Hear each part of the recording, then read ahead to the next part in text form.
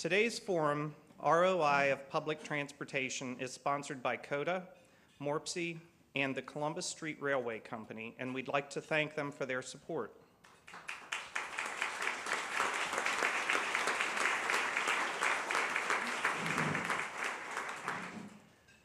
We have three great speakers today.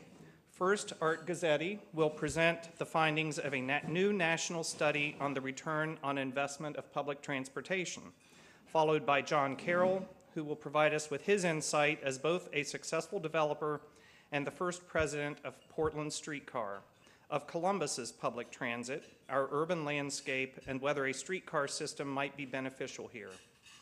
Finally, Cleve Ricksecker will ask a few questions of our guests and moderate audience questions. Now please welcome Arthur Guzzetti, Vice President of Policy at the American Public Transportation Association, John Carroll, developer and former president of Portland Streetcar, and Cleve Ricksecker, Executive Director, Capital Crossroads and Discovery Special Improvement Districts.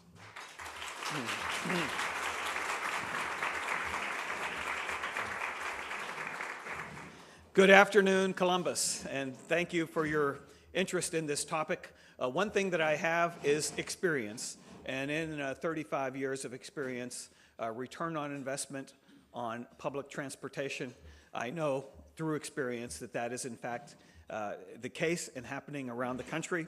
And through a conversation, that's what I'm going to try to convey here. It's an exciting time of the year, beginning of the summer season, school's out, and always certainly a season to think about consider steps our regions can take to move towards growth and prosperity. Thank you, Jane Scott and Andy Campbell, for reaching out and inviting me to be here. I certainly know of the Columbus Metropolitan Club and the great tradition of civic leadership that's happened here. And what an ornate room that you've provided here for your meetings. Mine is the world of public transportation in North America and around the world. And I can tell you that Curtis Stitt and his COTA team are respected by their peers throughout the industry as being a transit system that runs things efficiently and delivers on their management goals. So Curtis, your reputation precedes you.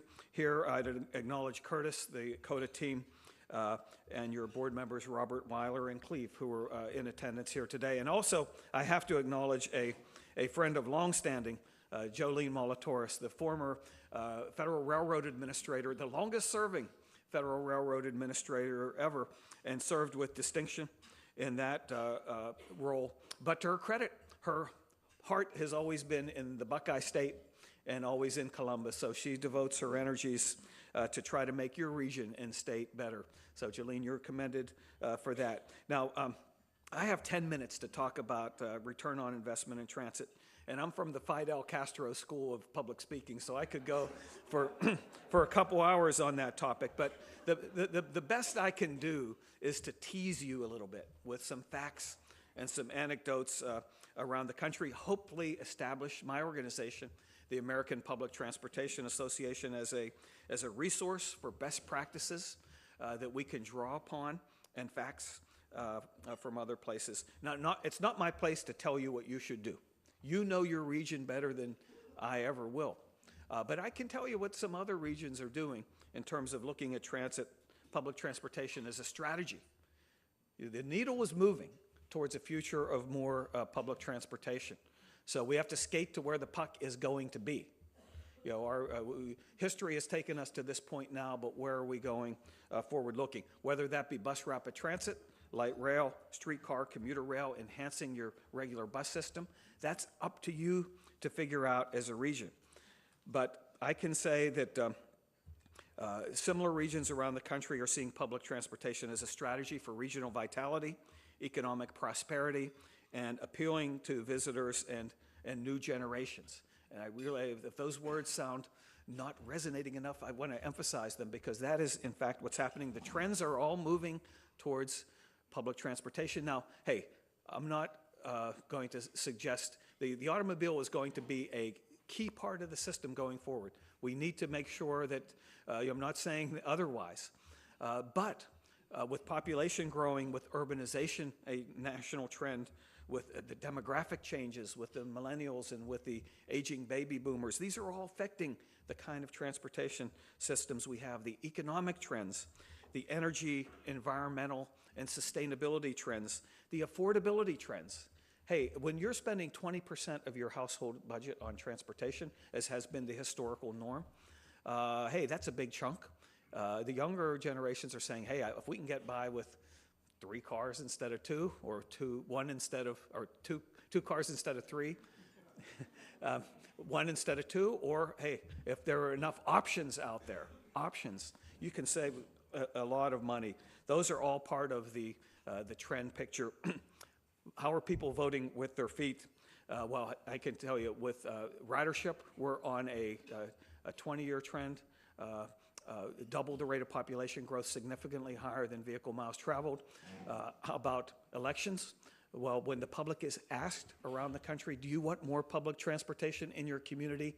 And are you willing to raise your taxes? Hey, what could be more reflective than the public attitude when, in fact, we count these very scrupulously and meticulously. They're over 70% on a long-term trend. The communities are saying yes. So these are part of the trends. Now, how does this happen? The best way is for regions, they ask themselves, like in Utah, I was with the mayor of Salt Lake City just last week while he was in Washington, Mayor Ralph Becker, who opened 4 lines. This is unprecedented. They opened 4 new lines last year, 1 year alone, in Salt Lake City. Well, how can you manage that? How can you develop a plan to accomplish that? Well, it all started with the vision. And it started with something called Envision Utah. They asked themselves, our region developed around sort of an automobile, as many cities did for the last 50 years or more. And but that's maybe not, that's what we are now. What do we want to be in the future? But we're geographically constrained to the valley there, the Wasatch Valley. And they decided, well, hey, our future we want to grow. Land use-wise, public transit is in part of that. Denver did the same thing. They started with the regional vision. People bought into that. And then you proceed according to plan and have that happen. Your transportation system is a symbol and part of the image of your community. And think about it. Cities like San Francisco, New Orleans, Chicago, New York, the list goes on and on. You think of those cities, you think of transportation, public transportation, as part of the image those cities have. Certainly, if your image of your city is a big clover leaf, while that's an important part of transportation, that's not the kind of vitality that I think you might want going forward. A new system opened in Orlando just a few weeks ago, Tucson, Minneapolis, with the universities as a part of that are opening, and there's a huge, robust pipeline. Now, I mentioned in a few reports that APTA has done. Again, the best I can do is tease you a little bit with them, but let me raise them up. This Open for Business, the business case for investment in public transportation, looks at all the market trends. If you're a business, why would you want your business to be in the public transportation industry? This shows that the trends, facts, graphics, things are heading in that direction. The economic impact of public transportation investment. This report just unveiled last week by APTA and the National League of Cities on Capitol Hill at an event. And it looked at how do you monetize the impact of public transportation? How does it translate into jobs? How does it translate into economic activity? And it's not just the jobs created in constructing or operating the public transportation. It's jobs. How does it underpin the economy? How does it make your region more productive? How does it provide access to jobs? All those things can be quantified. This does it. And the return on investment proof is there. A report on millennials and mobility. The fact is the younger generation, they're multitaskers. They'd rather be texting than driving. They're very flexible. They're not wed to any mode, whether it be driving or public transportation. They want to do what's best for their particular trip. And if they can look in the palm of their hand, they're very tech savvy, if they can look in the palm of their hand and find, hey, there's a bus coming down the street in 5 minutes, there's the trip that's best for me. I don't have to worry about the hassle of parking. Anyway, this is based on research. It's not me. I'm not a millennial, although I'm the father of 4 and the father-in-law of 4 or more. This is based on research. We asked them, and it's gotten a lot of good press.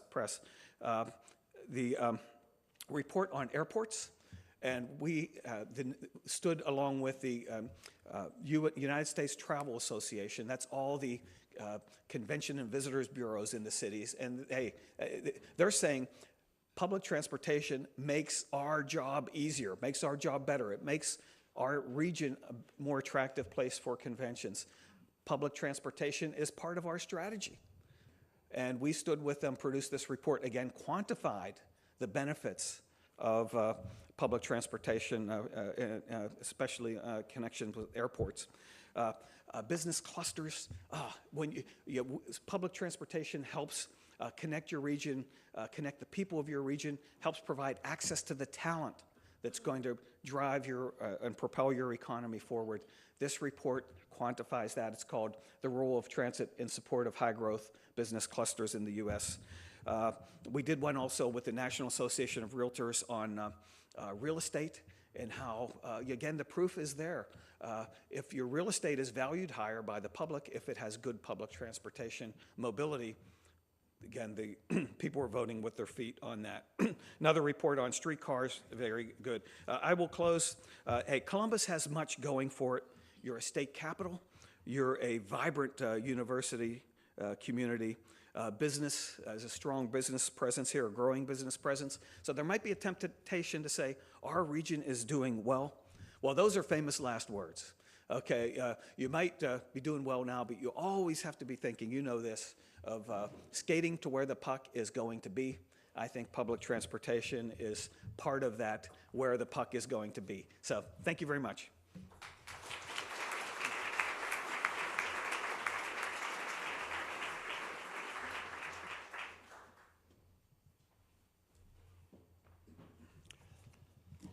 Good afternoon. My name is John Carroll. I'm from Portland, Oregon, and I have one quick question. How many developers are in the room? Okay, good. I asked that question because, just as a preamble, our community in Portland, my involvement in the development community, has been a very tight relationship with other developers in the community. We have a strategy where we engage people in conversations about where we think our product's headed.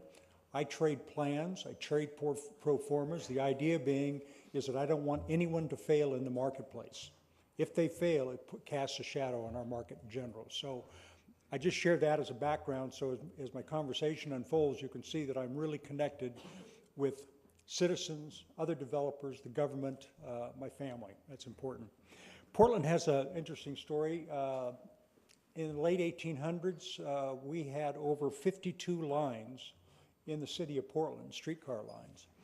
And in the early 50s, late 40s, early 50s, there was this huge effort on the part of, I believe, Standard Oil, General Motors, and General Electric to shut down all the privately held streetcars in the country. So in an 18-month period, they shut down almost 98% of the streetcars in the country for one reason. They wanted to promote the automobile, and they were very, very successful. The history of Portland, going back probably 1970, middle 70s, we had a mayor by the name of Neil Goldschmidt, who was very young. He was 35 when he came into office, and there were federal funds available to create a freeway to go out. They called it the Mount Hood Freeway, to go from downtown out the east side headed to Mount Hood. The problem was it only got to about 82nd Avenue, which is about a quarter of the way to Mount Hood, and that was all as far as it was going to go, and it was just a big boulevard. Goldschmidt at the time just said, what if we take and use those funds in a slightly different way? he promoted our light rail line that connected from downtown all the way out to the east side of Portland, ultimately to the airport, and then further extension out west of town to Hillsborough to connect our community.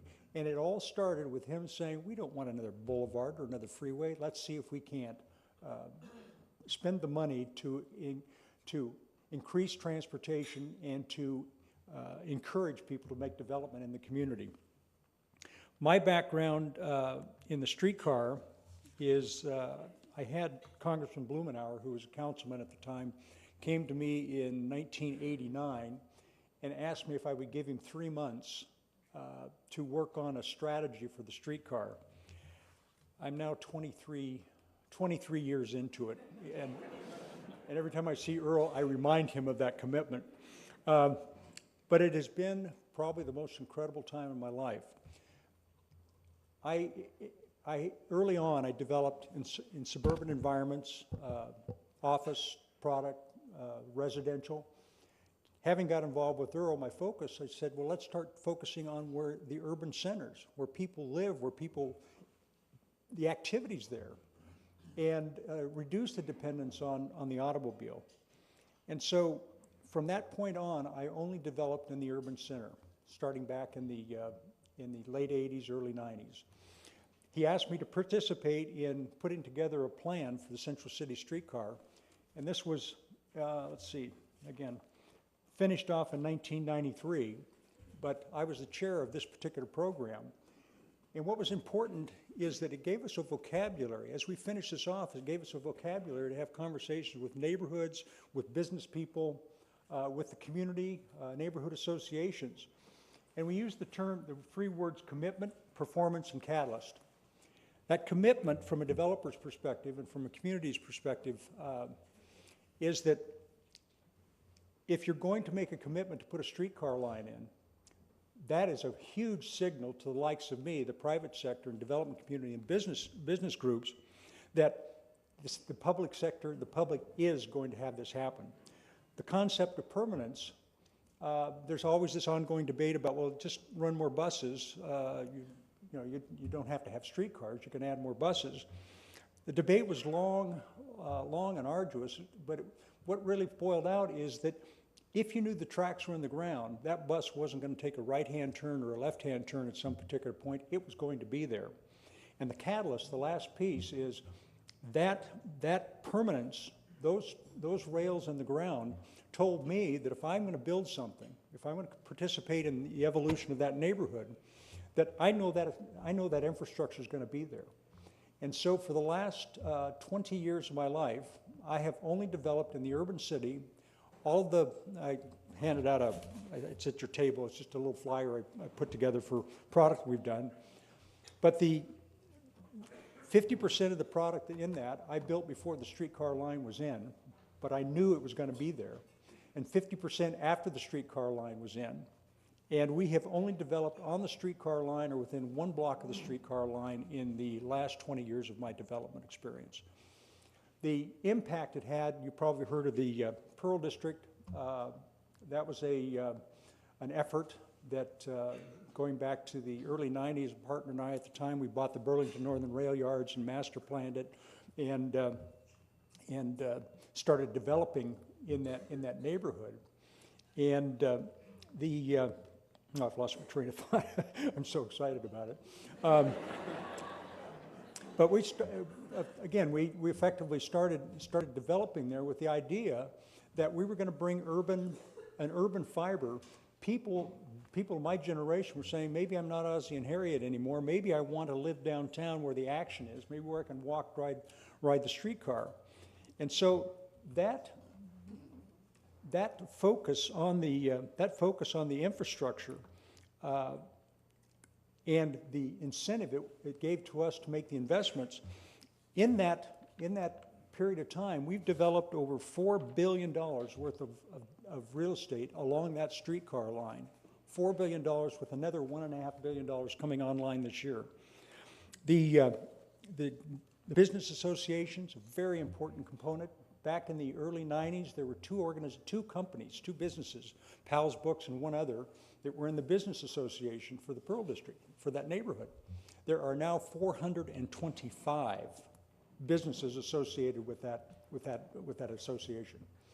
And that tells you the story that the commitment on the part of the public sector is so darned important for people to make their own personal investments in it.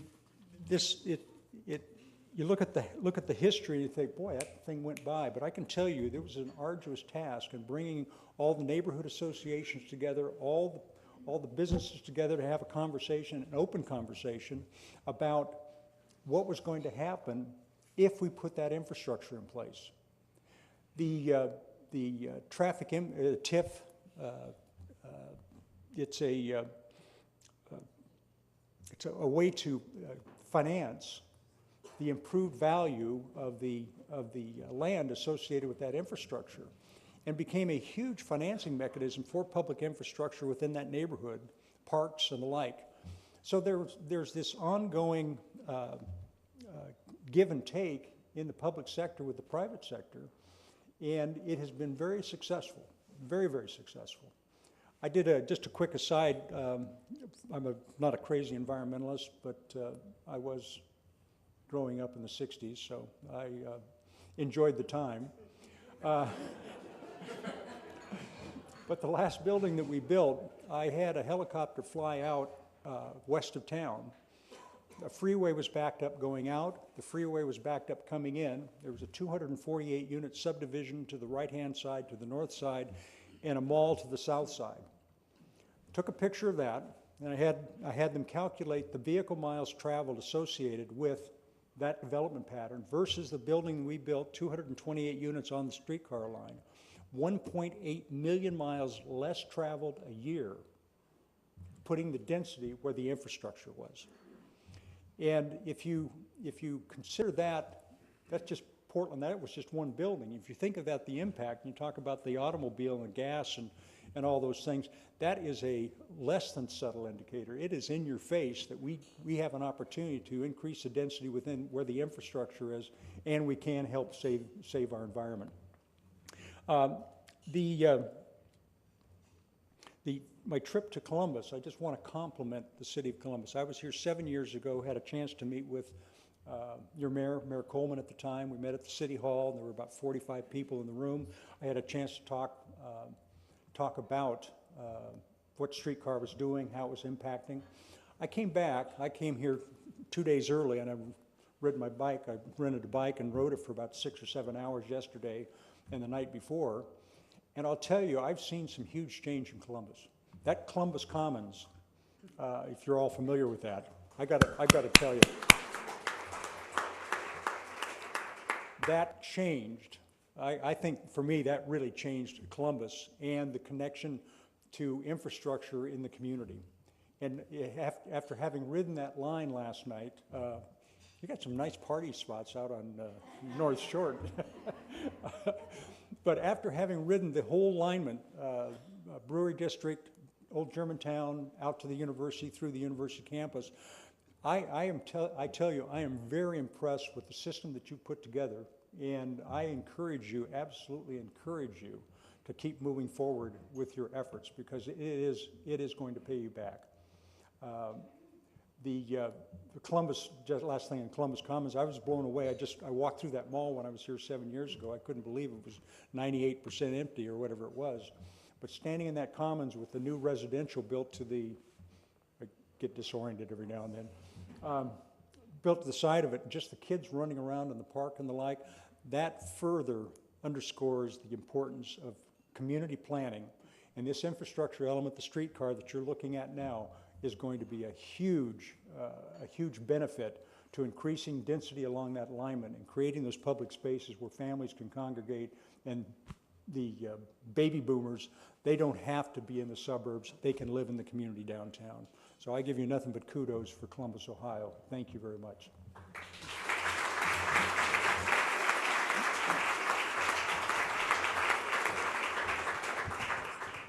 Thank you, John. Thank you, Art. John, Michael Coleman is still mayor of Columbus. if you come back in 7 years, he'll still be mayor of Columbus. So if you would have to see the Pearl District in Portland to believe it, and whenever I think of the Discovery District, I think of what the potential is for that area of downtown Columbus, all that open space right now. And I just imagine mid-rise and high-rise residential buildings and retail on the first floor. So the possibilities here seem to be really strong. Art, I've known for a long time because I had a transit advocacy group in the early 90s. Art was in Pittsburgh at the time, which is his reference to the leading the puck, because I'm sure you watched the Pittsburgh Penguins play when you were there. So I'm going to ask a couple of questions. We'll open it up to the audience at that point. My first question for the two of you is as follows. Over the next 35 years, Metropolitan Columbus is going to grow by 500,000 residents. So we're going to have a 30% increase in our population in Metro Columbus. Our regional transportation policy currently puts an overwhelming percentage of our resources into building more roadway capacity. If you will, describe what kind of growth patterns we should expect with that additional 500,000 people in Central Ohio. And the second part of the question is, if we were to change our policy and invest more in transit and fixed guideway transit, what would that investment lead to in terms of land use patterns? I'll start out, and John will certainly have a perspective also. The answer to that is it depends on what kind of transportation you develop your regional around.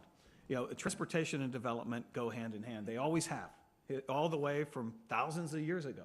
If your community, if walking is the mode of transportation, your community will develop around a walkable community. If it's railroads, same thing. If it's streetcars, same thing, right? If it's automobiles, it'll be an automobile-oriented development pattern, and if it's around transit, it will be. The question is, which kind do you want? You ask the region yourself. I would suggest that the development pattern based on sort of transit-oriented principles is a development pattern that'll add appeal, that'll add vitality, that will be in step for the times, and will be the best strategy for your region going forward. Well, let's be a little more specific, if you will. We're a 7-county region, I believe. Franklin County being the center of the region, and then, of course, outlying counties being a part of the metro area. Where will the growth occur? Well, if it is an automobile-based development pattern, it will be sprawling. It'll be ever outward. Public transportation allows you to develop in a way that is space efficient, that allows things and people to be closer together. Not to say everyone's going to be living, in ways that aren't attractive. In fact, that's the idea. You want it to be connected. You want access through your region, but you want the development pattern to be such that you can get to one point to another without having to be disconnected. John, you were in Portland in a very interesting sort of change of heart that metro area went through. What's your observation about the development patterns that have resulted from the policy choices that people in Portland made 40 years ago? It's good, an excellent point. Just a brief introduction to it. Senate Bill 100 was a state legislative piece that Governor Tom McCall passed going back to 1960, 1950s, 1960. What it required is that every incorporated city within the state had to have a plan for their development. Also very important was that there were, every incorporated city, there were restrictions on what you could do. They saved farmland, so it restricted about sprawl working its way out into the countryside, so that the work over the last 40, almost 50 years now has been focused on what happens within these communities. The city of Portland, much like Columbus, is large enough where you may have restrictions on where you can grow outside, at least in Portland, at least in the state of Oregon. But what we're starting to see the pattern of growth is that you have neighborhoods within Columbus or within the city of Portland that are focusing on this place to congregate, to meet, to socialize, to gather. And now you're seeing, if you do an aerial of Google Earth and you go to Google Earth in European communities and you look at the little villages, you always see these little trails coming into to the city center. What we're starting to see in the state of Oregon and a lot in Portland is that these neighborhood associations are coming together and saying, what do we want our neighborhood to be like? Not just Portland, but what do we want it?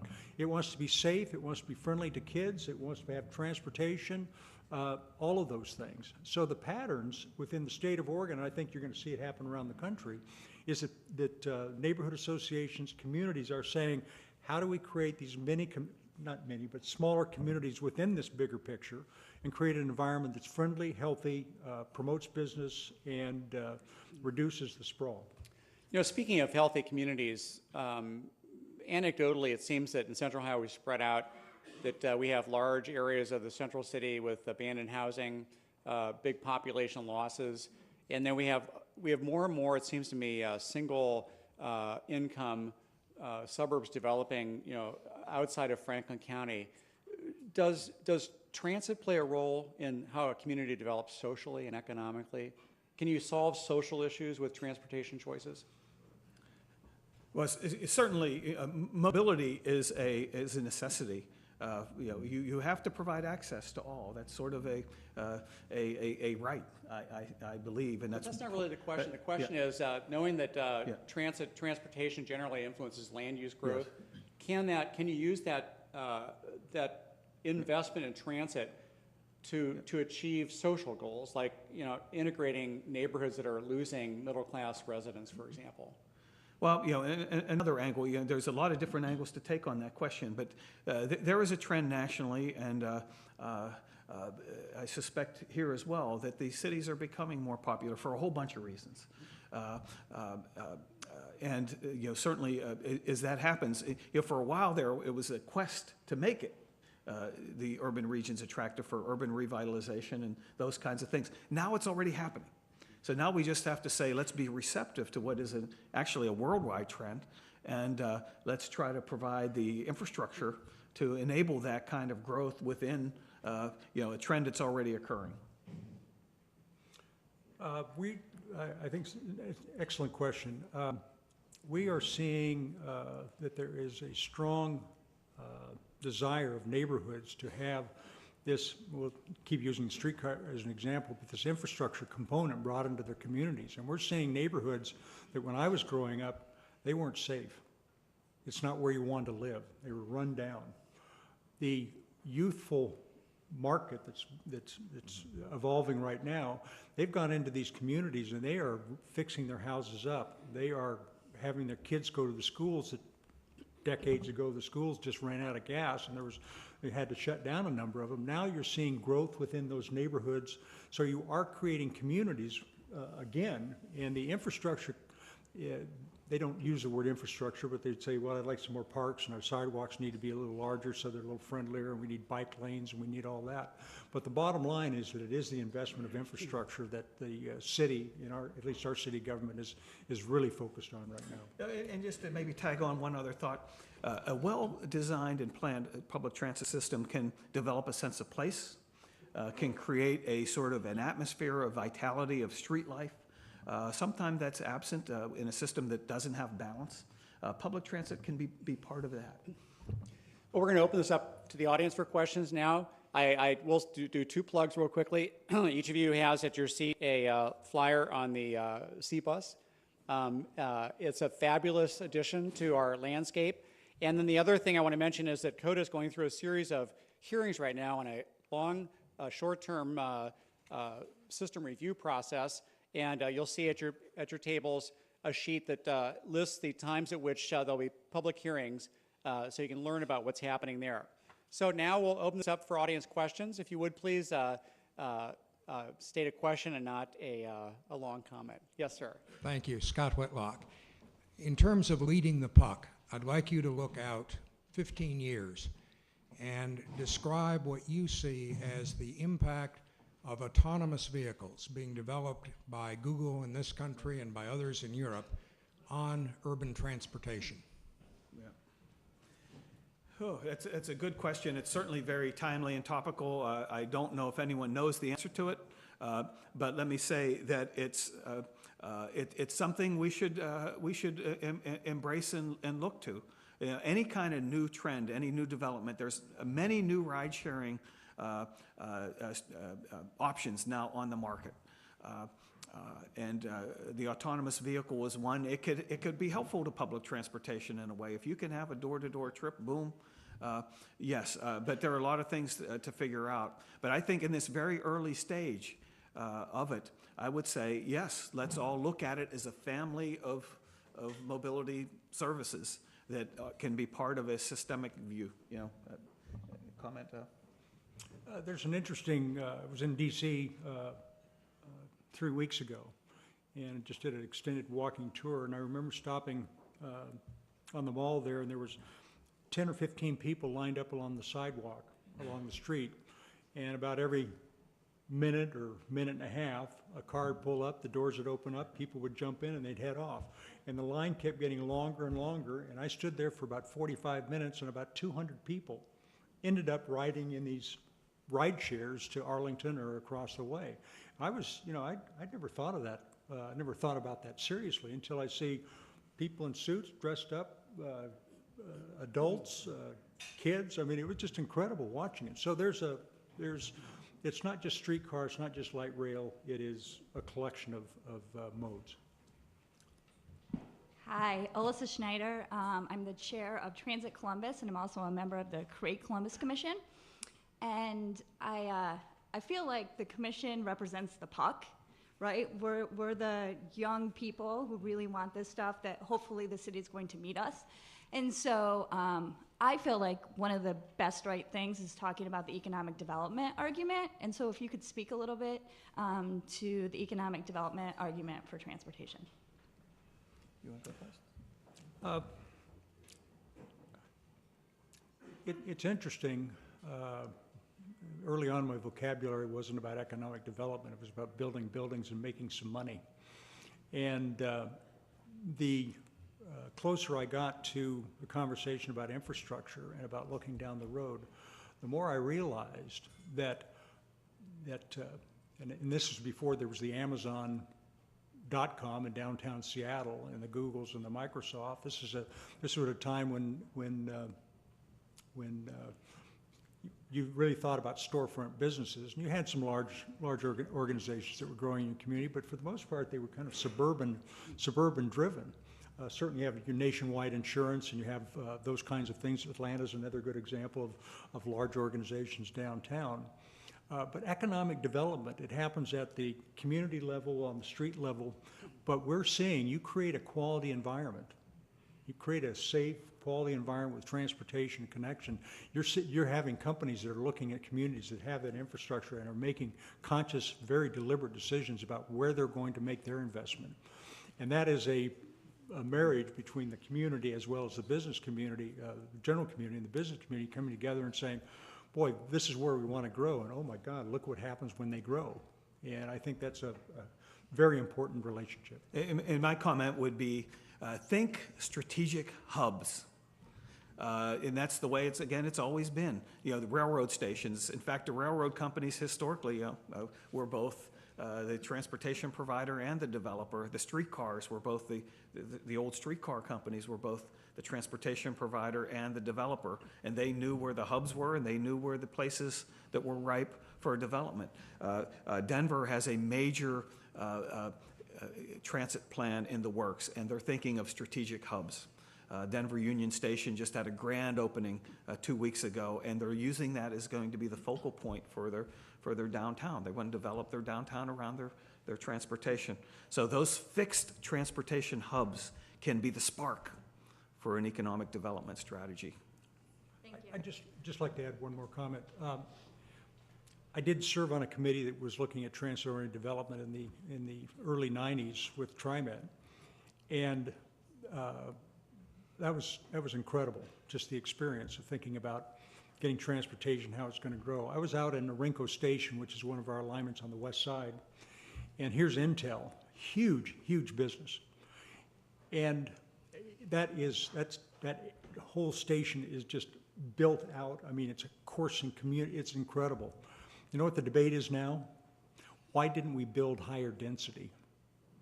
Because now you have people that are working there, they're living there, and now, you know, it's 3, 4, 5 stories max. Now you have people that are saying, why didn't we build a higher density so we could have more people with that infrastructure in place?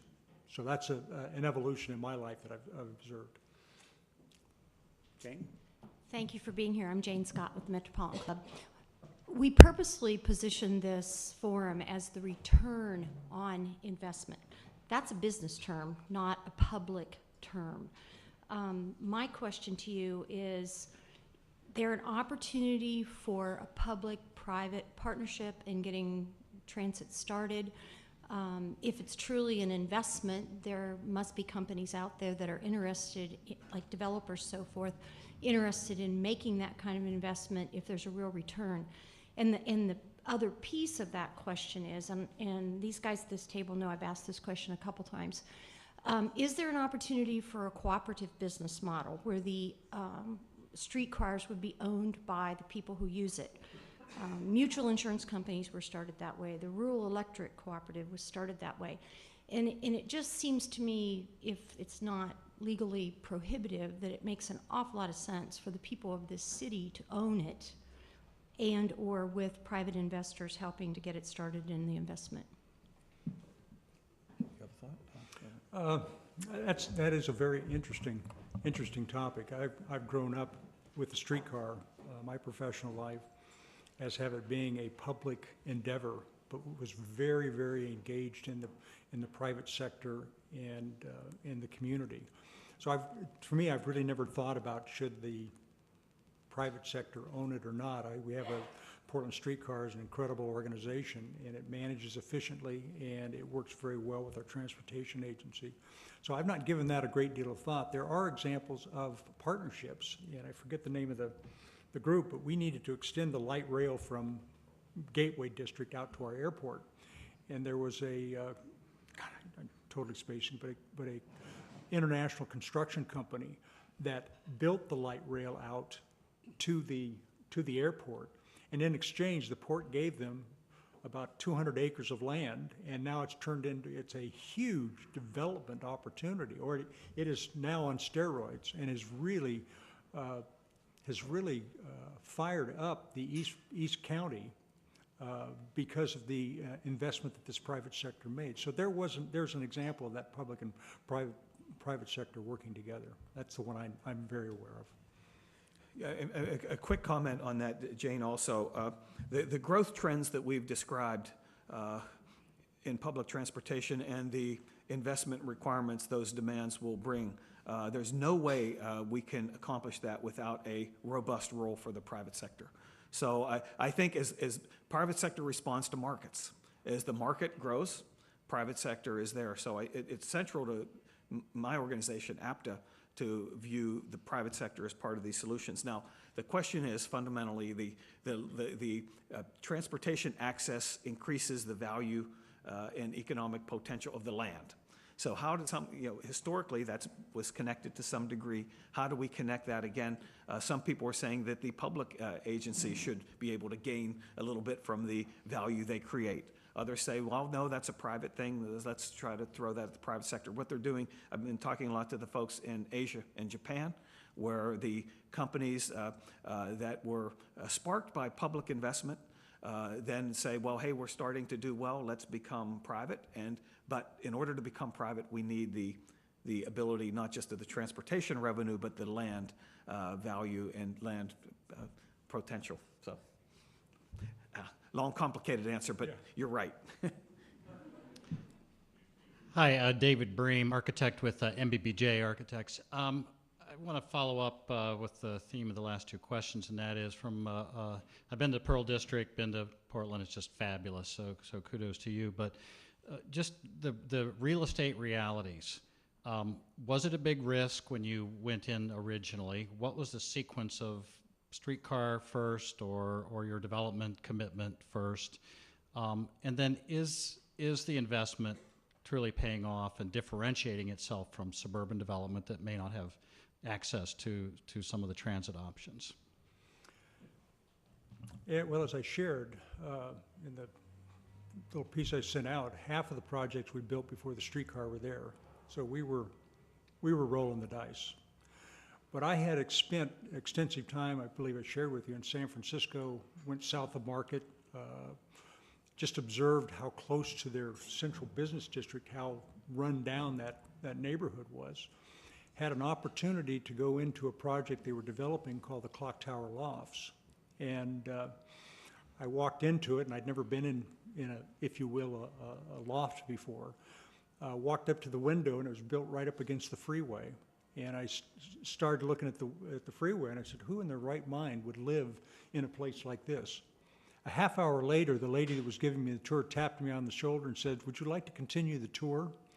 I was mesmerized by looking at the freeway and looking at the streets and the changes that were going on there. So to make the investment in that's a Chown Pella building, an late 18th century warehouse structure. We came back up and bought that, and I replicated that project. And I said, God, I hope it can do it. It was 68 units, and we sold it out in 3 weeks because there was this huge demand for people that wanted to live in the urban center, that didn't want to live in the suburbs, that were looking for alternatives. And so the evolution of our product and the evolution of the private sector in that district, I think we became very aware of what, not the trends so much, but people's appetite for living close to downtown, for living, it's a 6-minute walk to the river. It's, you ride your bike out to Savi's Island. It's all from this little central district. So we took risks, and at that particular point, didn't have enough money. It didn't make any difference. If I lose it, I lose it. But it became a huge model for a lot of the development community in Portland, and hopefully it became a good model for cities around the country where if the infrastructure is committed, if it's going to happen, if there's that commitment I keep pushing on, that's investors, that's developers taking those risks, and we don't. The development community, the private sector, you have to take risk. If you're not taking risks, then I don't. Something's wrong with the market. Hello, Jolene Molitoris, U.S. Railcar. You talked a lot about vision and vocabulary, and Art, you talked about options. We're at a pivotal point here in Columbus and Central Ohio, and I think the work that Coda and Curtis and his team are doing is so important. Could you talk a little bit about how we can talk about a system? We don't have to be for one part of the system and not the other, not just rail, not just buses, not just streetcars, but it's all a system. How do we get that mentality so that it's a cooperative and not a competitive? Yeah, thank you, Jolene. I did make quick reference to some of the different options in my talk and then threw it back to you and say you have to decide. But each of those has a purpose, and each has a role, and each has a fundamental aspect in planning. The streetcars are, for example, typically are circulator type systems. They're intended to get you to maybe the place where people work, to where people like to go and have the social part of town kind of thing. The light rail systems have a different purpose. The BRT systems have a different purpose. Commuter rail, we could get into all of that. But you're right, they have to connect. Each of those certain corridors have to be planned, have to be studied, and there's a certain choice that is right for that corridor.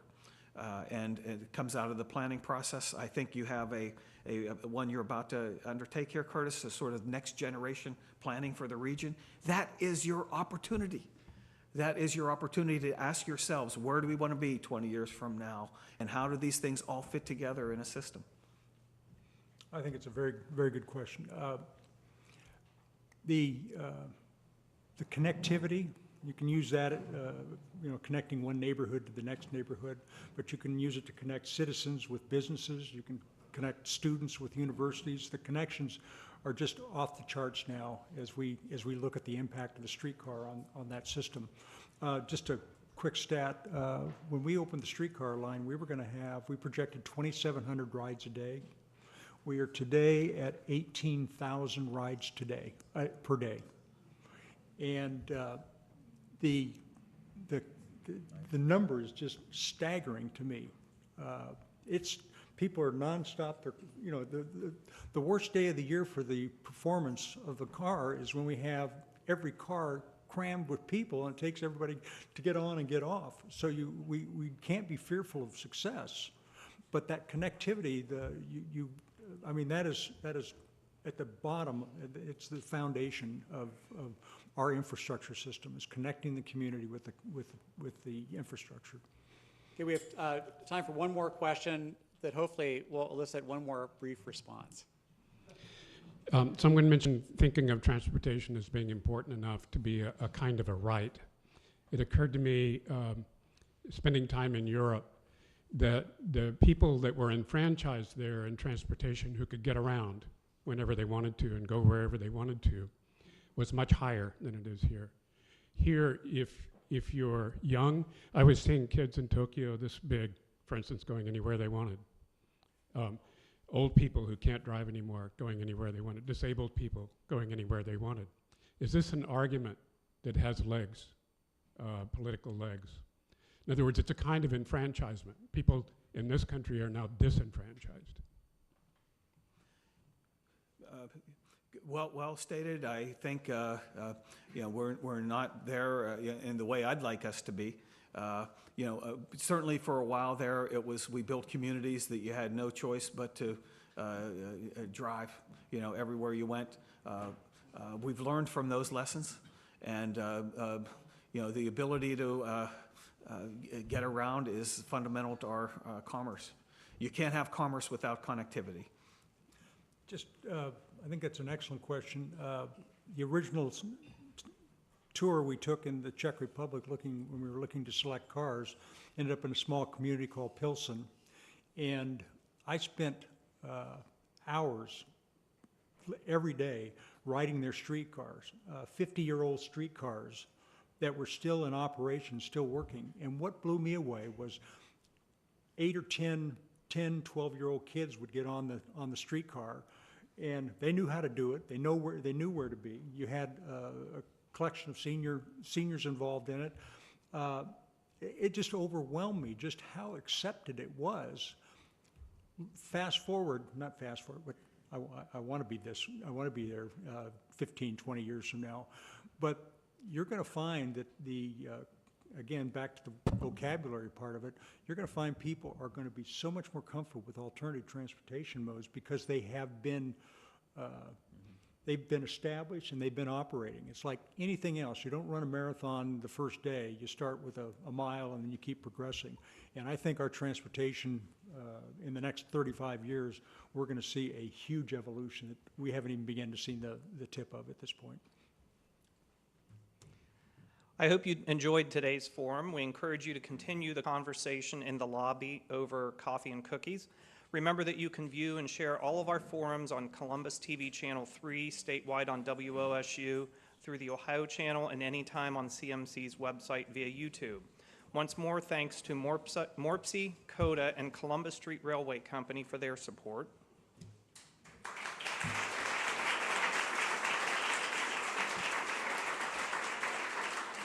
The Columbus Street Railway Company has literature in the lobby for you to take. And last but not least, let's thank our speakers, Arthur Guzzetti, John Carroll, and Cleve Ricksecker.